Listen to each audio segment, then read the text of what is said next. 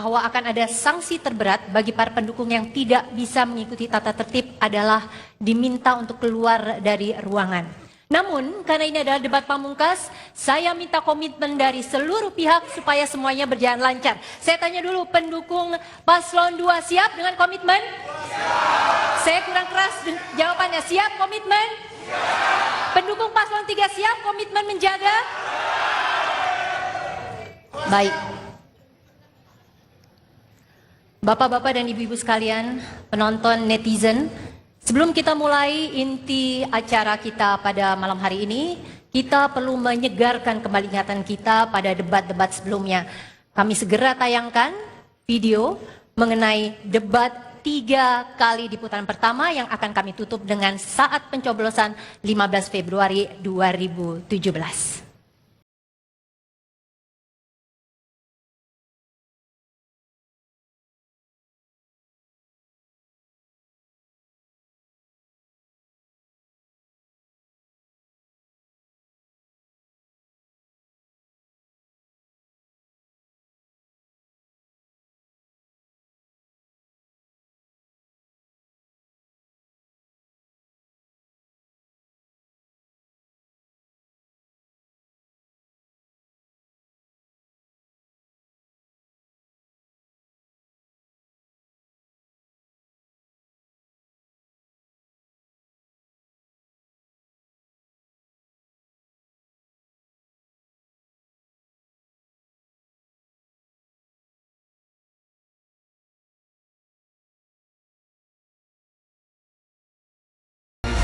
Hidupnya. Kita juga banyak sekali menangkapi bahwa kewirausahaan itu sekarang sudah menjadi sebuah fenomena. Kita akan maju terus dengan program OKOC.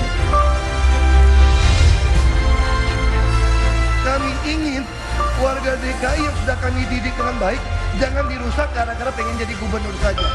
Mayoritas warga Jakarta menginginkan gubernur baru.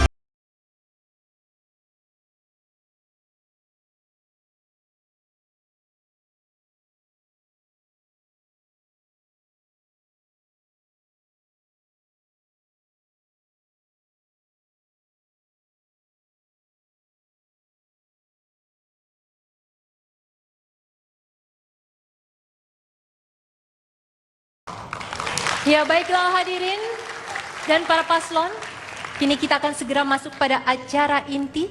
Dan inilah debat publik pemilihan Kepala Daerah DKI Jakarta putaran kedua tahun 2017 dari masyarakat untuk Jakarta.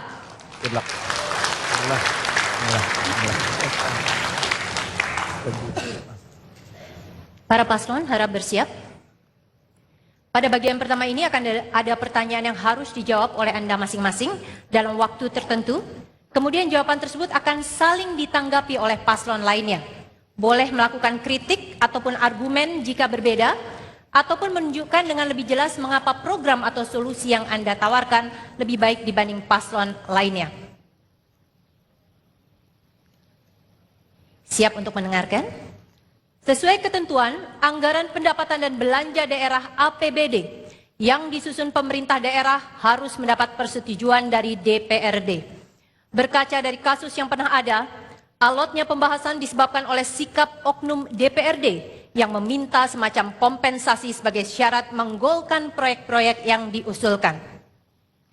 Pertanyaannya adalah, dalam waktu 2 menit, jelaskan bagaimana Anda akan menyikapi hal tersebut, tetapi seminimal mungkin membuat RAPBD serta program pelayanan publik yang Anda usulkan terhambat oleh sikap penolakan dari sejumlah fraksi di DPRD.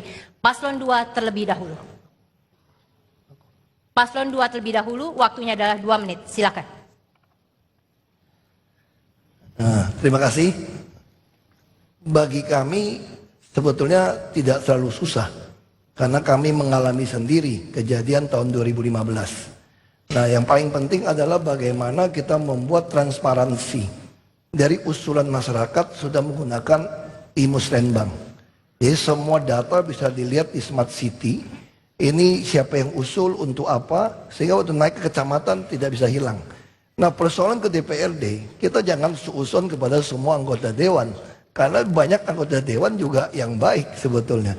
Hanya oknum tertentu saja yang ada kepentingan. Tapi setelah kita jelaskan situasi sekarang, tidak mungkin kita belanja sesuatu barang yang tidak berguna untuk masyarakat. Kita bisa ingat dulu APBD DKI menghabiskan banyak uang, tapi masyarakat nggak pernah merasakan. Kita masih ingat dulu kalau orang sakit bisa di rumah nggak berani berobat karena hanya diganti 10%, 20%, 50%. Nah, dengan penghematan uang seperti ini, uang buat anak-anak sekolah pun sudah kita tingkatkan.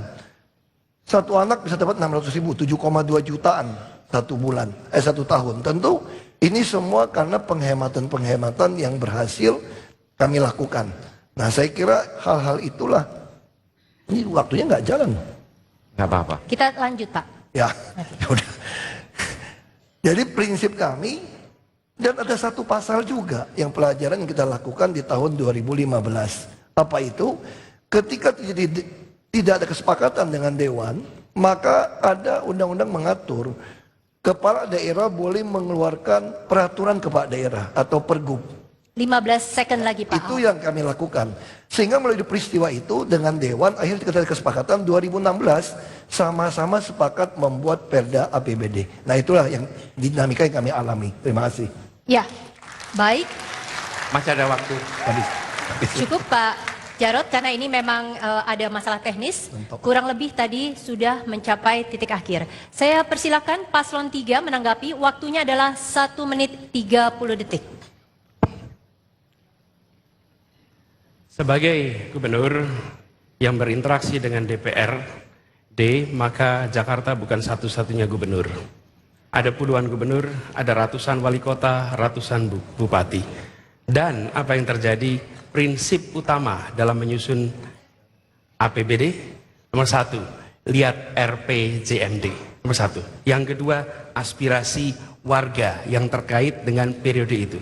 Yang ketiga, di dalam proses penyusunannya, transparansi, komunikasi, saling menghormati, dan di dalam kita menegosiasikan konten dari RAPBD, kita harus bisa menunjukkan di mana letak kepentingan warga dan komunikasikan dengan warga dengan sebaik-baiknya. Yang sering terjadi sebenarnya bukan semata-mata perdebatan soal kepentingan 1-2 orang. Itu ada di mana-mana. Di mana-mana, di DPRD manapun, di DPR manapun, di parlemen manapun, di seluruh dunia. Yang menjadi masalah adalah bagaimana pemimpin bisa merangkul. Kami justru nanti akan mendekati DPRD dengan rasa hormat. Bicarakan dengan baik-baik, tidak mengorbankan prinsip. Dan penjaga terbaik adalah transparansi. Laporkan pada publik. Sampaikan pada publik tanpa merendahkan pada siapapun. Insya Allah akan mendapat solusi dari kemacetan-kemacetan. Waktunya habis, Pak Anies. Paslon 2 kami persilahkan kembali menanggapi dan waktu 1,5 menit.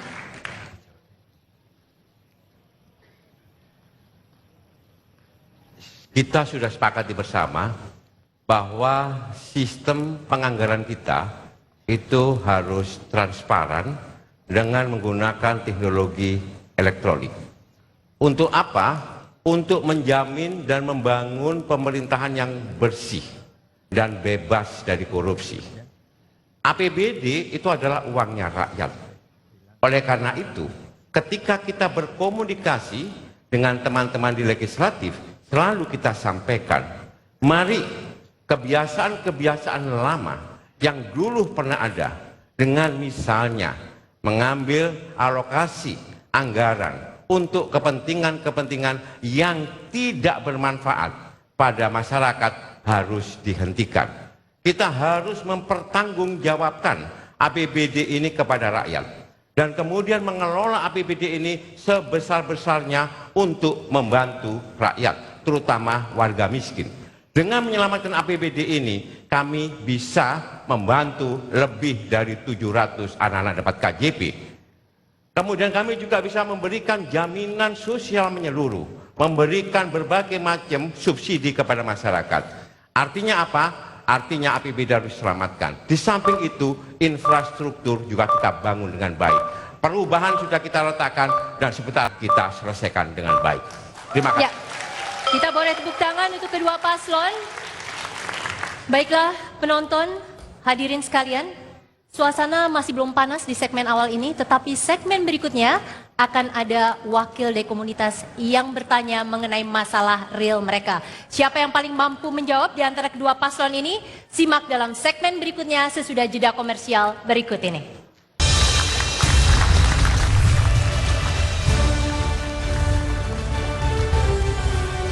Para penonton, netizen, hadirin, para paslon, kita masuk ke segmen 2, peraturannya masih sama dengan sesi sebelumnya.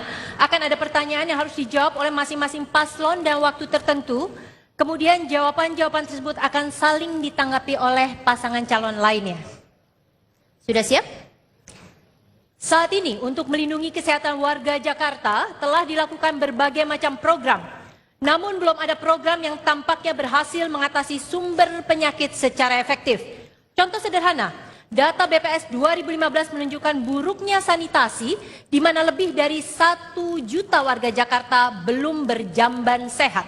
Sementara laporan terbaru Koalisi Smoke Free Jakarta menunjukkan ada sekitar 70% tempat umum yang melanggar perda kawasan dilarang merokok. Artinya mereka yang tidak merokok terancam kesehatannya, sementara yang merokok tetap dibayar jaminan kesehatannya jika mereka sakit. Pertanyaannya adalah untuk paslon 3 dan waktu 2 menit. Bila Anda terpilih, terobosan kebijakan apa yang akan dilakukan agar masalah kesehatan bukan hanya dibereskan dari sisi kuratif atau pengobatan, namun lebih ke arah pencegahan akar masalahnya. Silakan. Kita menginginkan setiap keluarga di Jakarta merasa bersyukur bahwa tinggal di Jakarta membuat keluarga jadi sehat.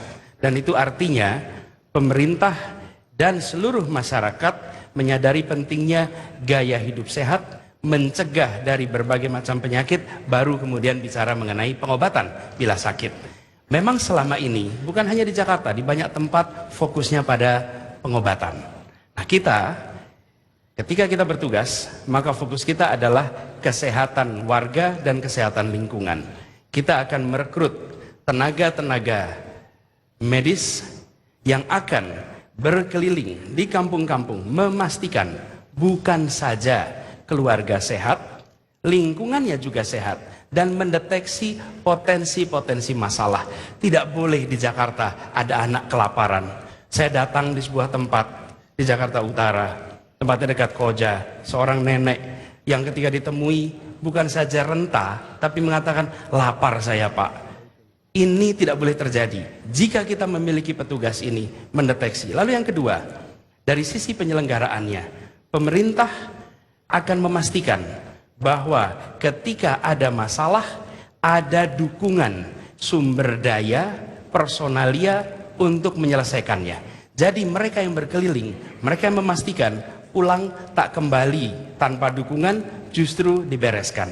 Bila ini kita kerjakan, maka aspek pengobatan yang sering kemudian muncul menjadi problem karena kepadatan luar biasa justru bisa kita cegah sama-sama. Konsentrasinya pada memastikan warga sehat, lingkungan sehat, dan memiliki personalia yang hadir di tempat itu. Demikian. Baik, langsung saja kepada paslon 2 untuk menanggapi. Waktu Anda adalah 1,5 menit. Silakan.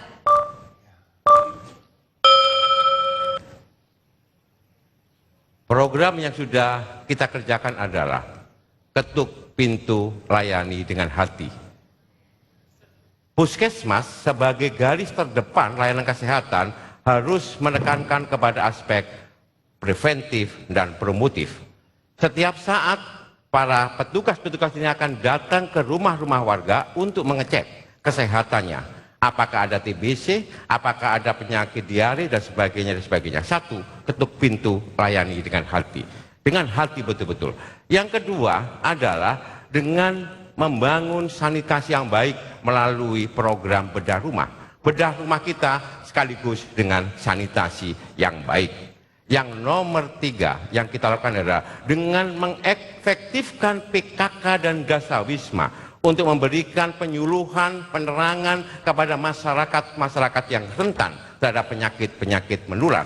kegiatan ini sudah kita lakukan dan sekarang kami mempunyai data yang valid tentang keluarga-keluarga yang seperti ini. Dengan cara seperti itu akan memudahkan kami untuk melayani warga apabila terkena penyakit ataupun meningkatkan kualitas derajat kesehatan mereka. Ini kita lakukan terus-menerus. Dan yang terakhir, dengan membangun RPTRA, ruang terbuka ramah anak di masing-masing wilayah. Setiap RW nanti akan kita bangun RPTRA, terutama yang padat penduduknya. Terima kasih. Ya, langsung saja dari paslon 3, silakan kembali ditanggapi dalam waktu 1,5 menit. Nama programnya OK Care. Kita sudah mengidentifikasi lebih dari 100.000 peserta baksos yang kita datangi di seluruh wilayah Jakarta. Kita melihat dari 8,4 triliun dana untuk program kesehatan lebih banyak ke kuratif. Kita ingin ubah paling tidak 2 kali lipat sekarang menuju ke promotif preventif. Program OK Care akan memastikan pola hidup sehat. Saya membawa contoh Ibu Dahlia Alwi yang mempromosikan gaya hidup sehat dengan makan makanan sehat. Makan makanan yang sehat dan dengan program OKOC dia bisa mengembangkan usahanya. Selain itu kita harus mulai belajar berolahraga yang rutin, lari, senam. Ibu-ibu saya senam di berbagai tempat menunjukkan bahwa kalau kita bergaya hidup sehat, insya Allah biaya nanti kesehatan akan menurun. Karena kalau kita memiliki semangat untuk pola hidup sehat, kita akan mampu untuk mengurangi biaya-biaya yang sekarang tidak akan sustainable, tidak akan berkelanjutan. Karena kalau banyak sekali sakit yang diakibatkan oleh sakit jantung, karena pola hidup, diabetes dan lain sebagainya akan membahayakan pembiayaan universal healthcare bagi kita semua. Mari kita berpola hidup sehat dengan OK Care. Oke, baik. Kita boleh tepuk tangan semuanya dari pendukung paslon 2, paslon 3. Ini adalah akhir dari sesi di mana pertanyaan berasal dari panelis. Dan kita akan masuk kepada bagian selanjutnya yaitu pertanyaan dari komunitas. Sebelum itu saya minta aplaus yang meriah untuk paslon 2 dan paslon 3. Baik, sebelum saya panggilkan wakil dari komunitas, saya bacakan dulu peraturan untuk bagian ini. Yang pertama, masing-masing komunitas diberi kesempatan mengajukan hanya 1 pertanyaan yang sama kepada paslon. Pertanyaan disampaikan oleh 1 orang dari perwakilan komunitas. Materi pertanyaan akan diambil dari wadah khusus yang tampak di depan mereka. Mereka akan mengambil seperti undian sehingga mereka sendiri tidak tahu mana yang akan dijadikan pertanyaan. Sekian banyak pertanyaan diolah bersama dengan tim panelis, ditaruh di dalam wadah itu. Paslon akan diberi waktu bergantian untuk menjawab dan kemudian menanggapi jawaban paslon lainnya. Baik, kita akan langsung mulai. Saya minta pada kesempatan yang pertama, silakan perwakilan dari komunitas atau masyarakat UMKM. Silakan diambil dulu. Boleh, Ibu? Ya. Sebelum dibacakan, harap disebutkan namanya.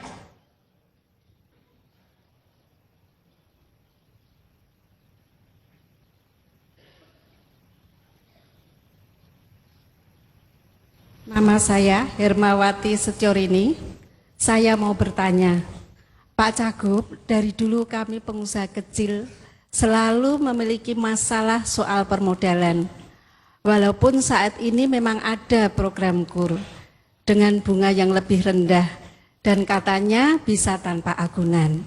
Tapi kenyataannya kami tidak bisa mendapatkan KUR tersebut karena bank tetap minta agunan.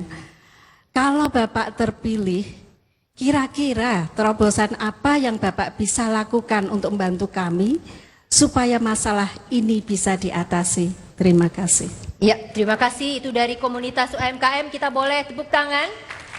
Langsung saja dijawab oleh paslon 2 terlebih dahulu, waktunya 1,5 menit. Ya, terima kasih Bapak Ibu dari UMKM. Mungkin Bapak Ibu ingat 2 tahun terakhir Face dan Gencar memaksa semua pelaku usaha membuka rekening bank. Kenapa kami minta buka rekening bank? Ini dalam rangka untuk mempelajari arus kas usahanya. Kadang-kadang UMKM minta kredit, dia tidak pernah mempunyai arus kas perbankan. Sehingga kita tidak tahu dia kebutuhannya berapa. Pemberian kredit ini kami menyediakan 1 triliun 1 tahun. Ternyata kami hanya mampu menyalurkan 300 miliar per tahun. Kenapa? Bukan soal jaminan. Khusus yang dagang di pasar kami malah lebih enak. Maka kami mendorong semua orang punya rekening bank. Nah, apa yang harus lakukan? Kami juga mulai membebaskan BPHTB. Kami ingin semua aset Bapak Ibu membawa Bapak Ibu. Kami juga menawarkan malahan yang baru adalah 80-20. Di tempat Air Petra, kami sudah membuat pupuk. Ada pusat pengembangan usaha kecil. Ini juga intinya apa? Kami ingin semurah mungkin. Bagi hasilnya 80, untuk yang berhasil kami 20. Tetapi syarat yang kami minta, tolong uangnya semua dimasukkan ke bank. Yang paling penting bagi kami memberikan kredit adalah arus kas. Terima Ya. kasih. Pak Basuki, waktunya habis. Saya langsung beri kesempatan kepada paslon 3, 1,5 menit juga untuk menjawab. Apakah Pak Sandi ingin dibacakan lagi pertanyaannya? Sudah. Sudah cukup, silakan 1,5 menit. Terima kasih Bu Hermawati. Alhamdulillah hampir 15 tahun lebih saya mendalami pemberdayaan UMKM. Ada 3 masalah utama. Pertama, lahan usaha. Banyak sekali UMKM yang tidak memiliki kepastian lahan usaha. Kami punya program OKOC yang memastikan garasi inovasi dan lahan usaha untuk para UMKM. Kedua adalah masalah pemasaran. Alhamdulillah dengan jaringan OKOC kami sudah bisa menghadirkan OKOC Mart. Ini adalah bukti bahwa dengan pemasaran yang berjejaring, insya Allah kita bisa berpihak kepada para pedagang kecil. Kita hadirkan sistem pemasarannya. Ketiga, Bu Hermawati bercerita tentang permodalan.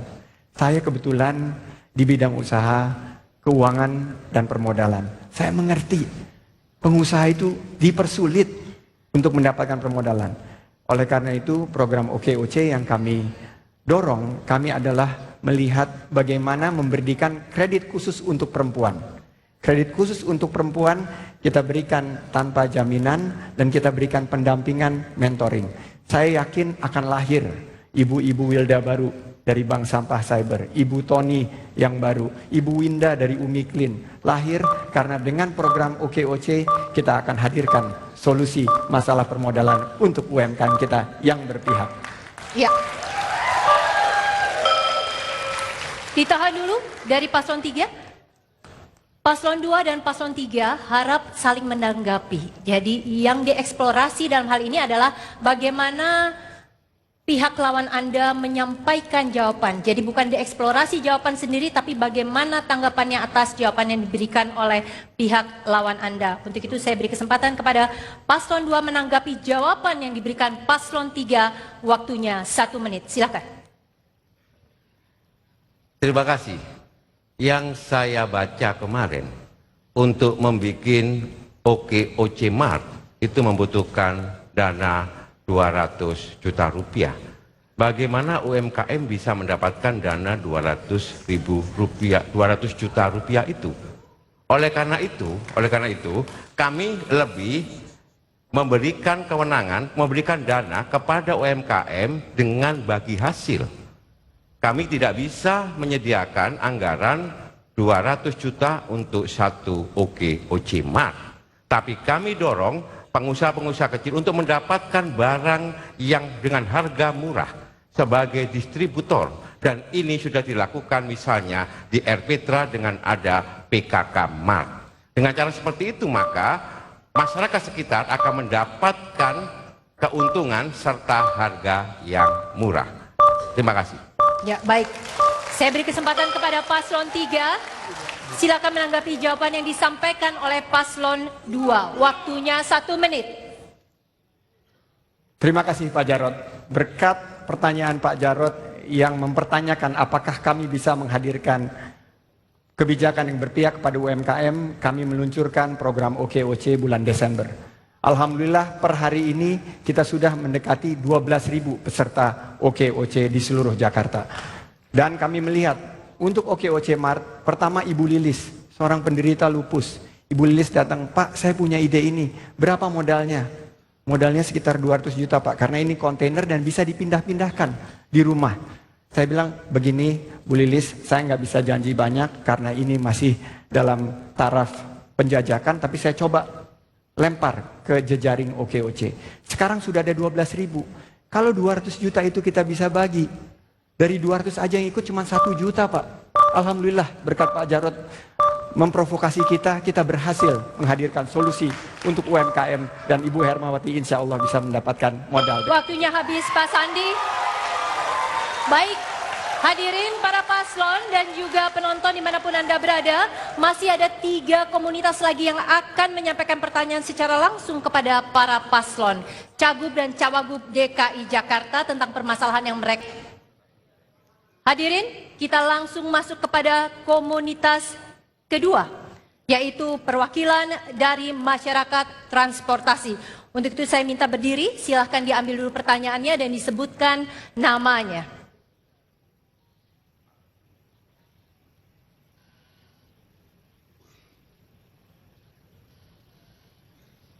Yang akan menjawab terlebih dahulu adalah paslon 3. Assalamualaikum warahmatullahi wabarakatuh. Waalaikumsalam. Nama saya Daryono. Saya ingin memberikan pertanyaan kepada 2 paslon, yaitu terkait dengan transportasi di DKI. Mohon sabar, Musa buka dulu Pak. Ya, Pak Daryono menunjukkan bahwa memang itu sistemnya undian ya Pak ya.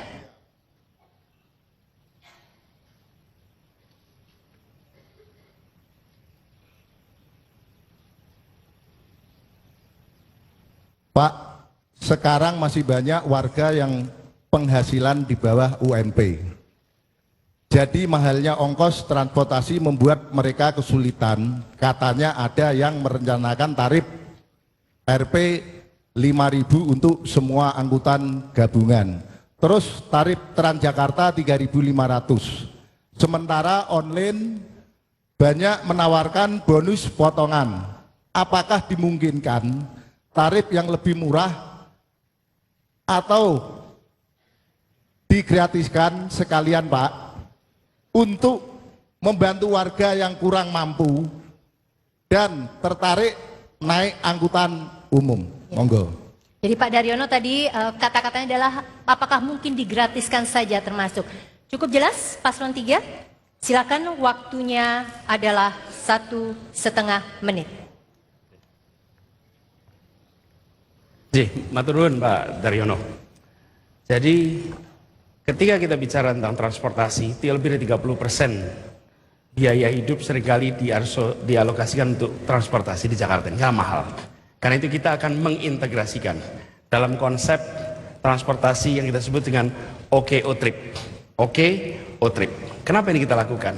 Kita ingin seluruh mode transportasi di Jakarta tersambungkan, dari mikrobis, kemudian bis menengah, sampai BRT, kemudian LRT maupun MRT dalam satu sistem. Hari ini belum, hari masih jalan sendiri. Satu integrasi, dan integrasikan itu komponennya apa? Satu adalah biayanya terintegrasi, 5.000 semuanya, termasuk dari Kepulauan Seribu. Ketika mereka datang ke Jakarta, maka tiket yang dipakai untuk kapal langsung bisa dipakai untuk seluruhnya. Yang kedua adalah manajemennya dibuat terintegrasi. Yang ketiga, yang tidak kalah penting, kesejahteraan dari penyelenggara seperti bapak-bapak ini. Kesejahteraannya harus terjamin. Karena itu subsidi yang kita berikan bukan hanya untuk Transjakarta, tetapi diberikan untuk keseluruhan sistem transportasi di Jakarta. Kalau hari ini yang banyak menerima Transjakarta, dengan begitu maka biayanya murah, bisa kemana saja, nyaman, dan pemerintah menanggung ongkosnya. Terima kasih. Pak Anies cukup? Baik, kita langsung saja beri kesempatan kepada paslon 2 untuk menjawab pertanyaan dari komunitas tersebut. Apakah perlu dibacakan lagi? Tidak perlu, silakan. Terima kasih Pak Daryono, ini mewakili komunitas yang pakai transportasi. Nah itulah kenapa kami sejak 2 tahun yang lalu memaksa warga Jakarta menggunakan e-tiket. Misalnya dulu orang dari Manggarai mau ke Blok M itu 4 kali naik bus. Nah dengan ada tiket kami mulai tahu orang ini naik di situ, makanya sekarang 1 kali naik bus. Sama juga sebetulnya ketika orang mau ke Blok M, ada beberapa rute yang sudah kami ubah juga. Jadi intinya memang di e-ticketing. Nah, perlu saya sampaikan pada Pak Daryono dan teman-teman, kami sebenarnya sudah menggratiskan Pak sejak tahun yang lalu naik bus. Jadi kalau Bapak Ibu punya gaji UMP, tinggal lapor di Bank DKI penerimaan gajinya, maka otomatis Bank DKI memberikan gratis. Sekarang para marbot yang tinggal di rumah susun, anak-anak semua sudah gratis. Ini bagian dari kami menopang supaya biaya hidup mereka transportnya murah. Hanya memang busnya perlu kami tambah. Rute kami sudah tambah 100 lebih rute yang langsung tujuan ke sampai kemana. Jadi ini yang penting, kenapa kita dorong dengan e-ticketing. Sekarang lansia malahan yang tidak mampu bisa kami jemput dengan Transjakarta Care. Kami punya 26 unit. Jadi orang kalau pakai kursi roda, pengen dijemput, nggak punya uang ke rumah sakit, tinggal telepon 1 hari sebelumnya, kami datang, kami jemput, kami urusin. Jadi sebenarnya kalau gratis itu sudah lakukan. Integrasi tentu harus integrasi. Kami sudah integrasi MRT, LRT juga. Ke depan pasti Ya, nyambung. Pak Basuki cukup. Langsung kepada paslon 3, harap menanggapi jawaban dari paslon 2 atas pertanyaan tersebut. Silakan, waktunya adalah 1 menit. Ketika kita mengatakan akan mengintegrasikan, maka kita melihat mobilitas penduduk. Dan terakhir studi dilakukan itu tahun 2007, udah 10 tahun yang lalu. Konsekuensinya, cara kita mengatur rute hari ini tidak mencerminkan kebutuhan warga. Karena itu kita integrasikan dan rutenya disesuaikan dengan kebutuhan mobilitas warga di Jakarta. Yang kedua yang tidak kalah penting, kita malah akan mengajak lebih jauh dari penyedia transportasi online untuk juga terlibat. Terutama di fase di mana kita membangun integrasi itu. Karena itu perlu proses, perlu waktu. Di fase itu integrasi dengan penyedia online akan kita lakukan. Lalu yang ketiga yang tidak kalah penting, kita akan memastikan proses ini tidak top down tapi bottom up. Teman-teman penyelenggara selama ini minim diajak, kami akan undang terlibat. Anda bantu rumuskan rutenya, prosesnya. Pak Anies cukup sampai di sana, dan kita langsung saja beri waktu kepada paslon 2 menanggapi jawaban yang disampaikan paslon 3, waktunya 1 menit. Silakan.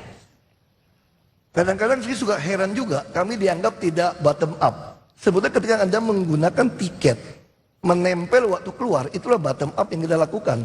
Kami tahu persis Anda sampai kemana. Misalnya dulu Kampung Rambutan ke Blok M 3 kali naik bus. Kenapa kami tahu banyak penumpang pengen Kampung Rambutan langsung Blok M? Karena dia tap. Jadi ini 1 juta lebih. Penumpang ini belasan juta, tentu butuh data.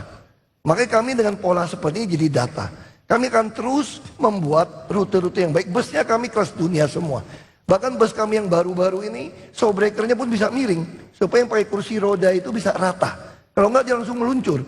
Dan lantainya pun nggak mungkin jatuh. Sekarang kita pun mengurangi 20% kapasitas kursi supaya bisa hadap ke depan.